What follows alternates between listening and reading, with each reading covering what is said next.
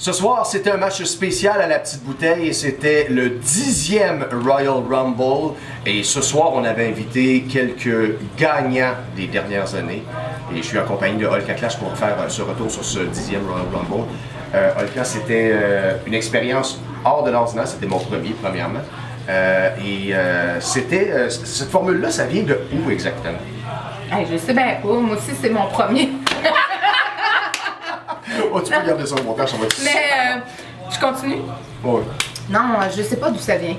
Mais ce que je sais, c'est que j'ai été encore une fois très surprise du calibre des joueurs parce que, sérieusement, il y en a que je connaissais, il y en a que je connaissais pas du tout. Oui, mais c'était le fun justement parce qu'il y avait des joueurs, écoute, des autres ligues, de Lassar, de Val-d'Or, de Rouyn-Noranda. Et c'est le fun de voir qu'il y a déjà de la chimie qui se crée sans même que les joueurs se connaissent ou presque. Puis en même temps, au début de la partie, là, les premières improvisations, on sentait la compétition à l'intérieur même des équipes parce que le thème de la soirée, c'est de gagner en solo, là, tu sais, là, Voilà. fait que, mais c'est pas payant.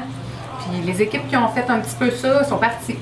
Ouais. Donc, d'essayer de parler plus que les autres ou de pas de collaborer ensemble. C'est les joueurs qui ont été généreux. L'ouverture d'esprit justement envers les autres équipes. Et on a eu tout un revirement de situation parce qu'en première période, écoute, c'est les Cougars qui ont dominé toute la première période. Et revirement de situation, l'équipe les respecte. En tout cas, Patricia Poulain, Jean Bergeron et Guillaume Balleux sont entrés sur scène mais sont restés jusqu'à la fin. C'est les impro contact, c'est ça. L'impro contact, parce qu'il y avait des noms assez bizarres aujourd'hui. C'était assez rock'n'roll, merci à retenir ça. Mais justement, avec Charles, je crois que le point tournant a été la narration de Charles dans une C'est un joueur que j'avais jamais vu.